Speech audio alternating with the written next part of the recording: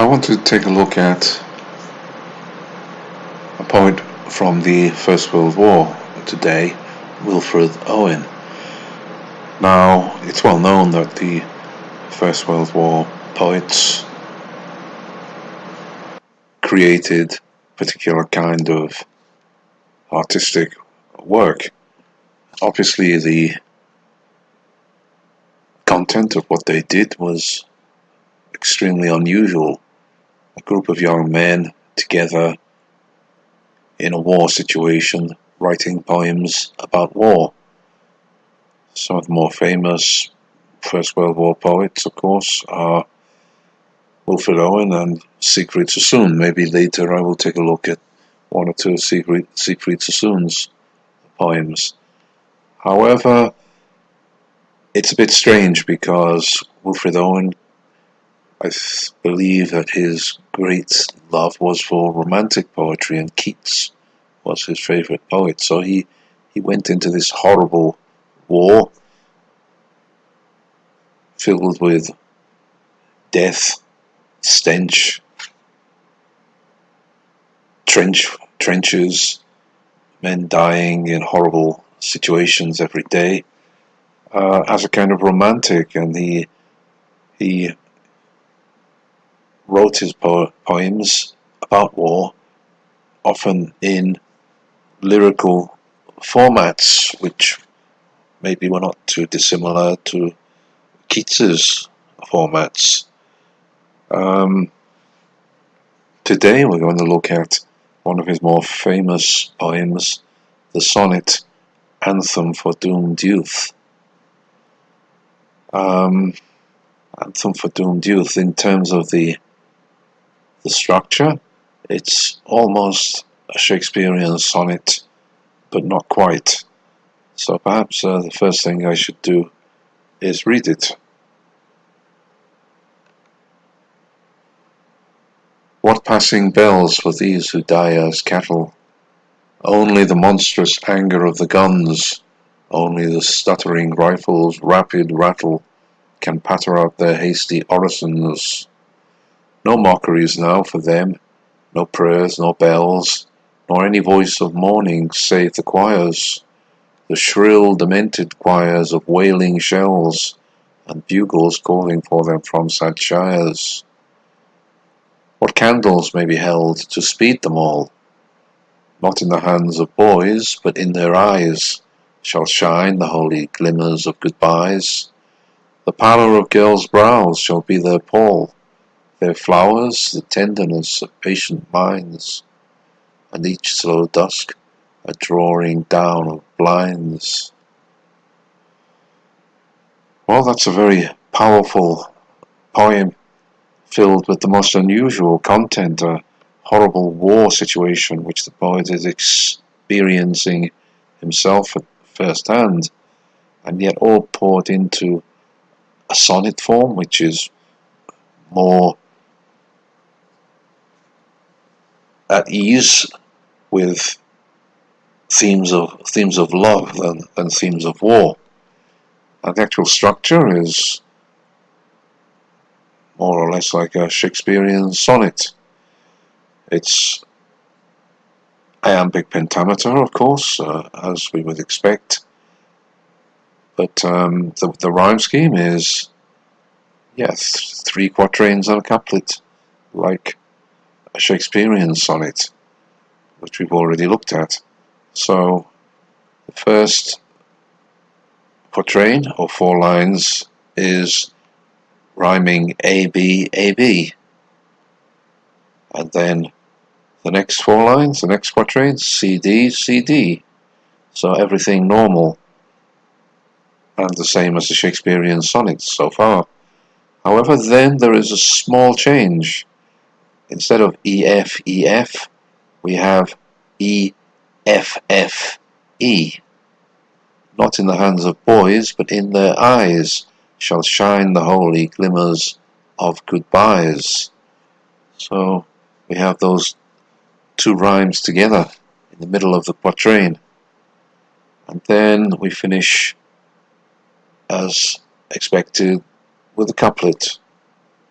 Their flowers, the tenderness of patient minds, at each slow dusk, a drawing down of blinds. So just one small change to the Shakespearean sonnet, nothing extreme really. Probably it just came naturally to Owen. I doubt that he made any great point of changing that third quatrain in this way, or it's possible he did decide to make a change, but more likely, in my opinion, the content just overwhelmed him, and he thought he decided, or the content really dictated that the rhyme scheme should be like that. Otherwise, it's exactly like a Shakespearean sonnet. So Owen is pouring his experience of the Great War, which is entirely new, the war to end all wars, a war full of the new technology, first war to see combat in the air, planes fighting each other, horrible things like gas weapons, chemical weapons, trench warfare, men being mown down by machine guns as generals tried old-style tactics, sending men over the top to their deaths. So the content is extremely new, but it's all poured into these old lyrical poetic forms, which creates a rather strange kind of situation. Some people think that perhaps such events would stimulate the poet to actually express these new experiences in new forms, but probably it doesn't happen as easily as that. A poet that goes to the front experiencing these things, it's difficult to change everything. He is likely to use the forms he knows to express these ideas, and of course he doesn't have a lot of time to adapt, and it works well enough. It's a sonnet, and it's a proof that the sonnet can be used to talk about all sorts of things, not only emotional, or not only issues of love and romance. It's used to talk about the most horrible thing here, war. Let's take a look at the poem, quatrain by quatrain. What passing bells were these who die as cattle? Only the monstrous anger of the guns, only the stuttering rifles' rapid rattle can patter out their hasty orisons. Well, that's a powerful opening, a rhetorical question. What passing bells were these who die as cattle? So the men are dying like cattle. It's a slaughterhouse. It's a slaughterhouse. And who cares who is taking note of their deaths? Only the guns themselves in the mind's eye maybe can sound like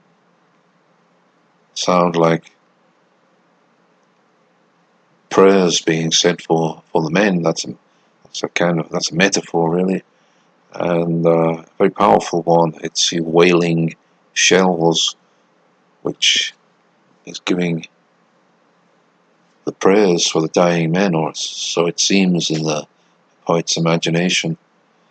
Nobody else is doing it, so it's necessary to imagine that the guns, the wailing guns and the stuttering rifles are giving out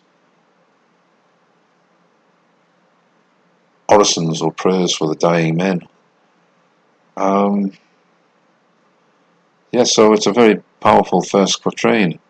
Only the monstrous anger of the guns, only the stuttering rifles' rapid rattle So there's a lot of assonance there, and alliteration, the repeated s sounds and r and a sounds, stuttering rifles, rapid rattle, patter out the hasty orisons. So let's read the next stanza, the next quatrain rather. No mockeries now for them, no prayers nor bells, nor any voice of mourning save the choirs, the shrill demented choirs of wailing shells, and bugles calling for them from sad shires. So it's like it would be like a mockery to say prayers for them, because how can a society that send men into this living hell then say prayers for the people that they have condemned to this horrible death? So no mockeries now for them, no prayers, nor bells, nor any voice of mourning, save the choirs. So back to the ideas of the shells and the guns as choirs and voices singing and saying prayers for the men, nor any voice of mourning save the choirs, the shrill, demented choirs of wailing shells, and bugles calling for them from sad shires. So, of course, the bugles are all the different platoons of men coming from different parts of the UK, and of course when the men are dead or lost, the bugle will be sounded for them. So there seems to be a suggestion in these first two quatrains that a society that can send the men off to die in this living hell and probably tell them a lot of lies about what they're going to do should not then be hypocritical enough to pretend to be mourning for them. Just let the guns and the shells provide the choirs and the prayers for these people who die in a slaughterhouse. And the final stanza: what candles may be held to speed them all? Not in the hands of boys, but in their eyes shall shine the holy glimmers of goodbyes. The pallor of girls' brows shall be their pall. So that's a complete quatrain talking about how they will be thought of after their death and what honour they will be given. What candles may be held to speed them all? Then he goes on to say, there won't be candles in the hands of boys, not in the hands of boys, but in their eyes. The children who have lost their fathers shall shine the holy glimmers of goodbyes. And the funeral lament will be provided by the girls' brows. The pallor of girls' brows shall be their pall. So that's actually a complete quatrain, although the meaning of the final line runs on into the couplet actually. So the pallor of girls' brows shall be their pall, their flowers the tenderness of patient minds, of giving another example of how they will receive honour after their death, not from official sources but from personal sources and their loved ones, and each slow dusk a drawing down of blinds. So yeah, that's the final couplet. Their flowers, tenderness of patient minds, and each slow dusk a drawing down of blinds. So the flowers that they get will come from the tenderness of patient minds, the people left behind who still remember them. And as they remember them, each slow dusk There will be a drawing down of blinds, closure on their death, really. Although it's not closure because it will be the same the next day. Yeah, a little death for the people left behind every night as they remember their loved one lost. So, yeah, that extended metaphor goes through the whole poem about how they will be mourned, and it will be nothing official. It's only the sound of the guns themselves that provide the funeral choirs, and it's the patient minds of the people left behind that give honor to them. It's not the official sources that will remember them or honor them. So there is I don't think Owen was really a political poet, but there is a growing realization that these men have been sent off to die in a slaughterhouse for no adequate reason, really.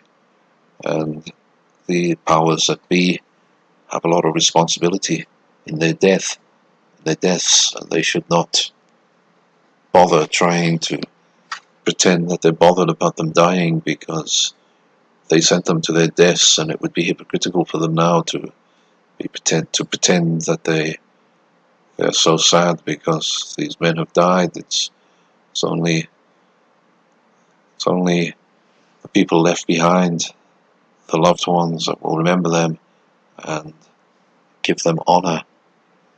So I think that this is a very fine poem, really, and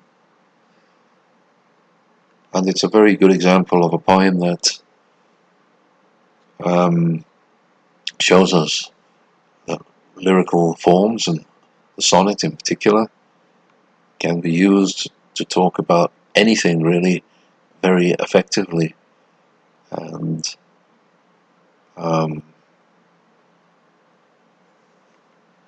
it's probably, well, certainly one of the most famous sonnets of the 20th century. I haven't really, well, I've touched a little on the imagery, but it's full of this great image, really, which is the extended metaphor, which I've talked about before.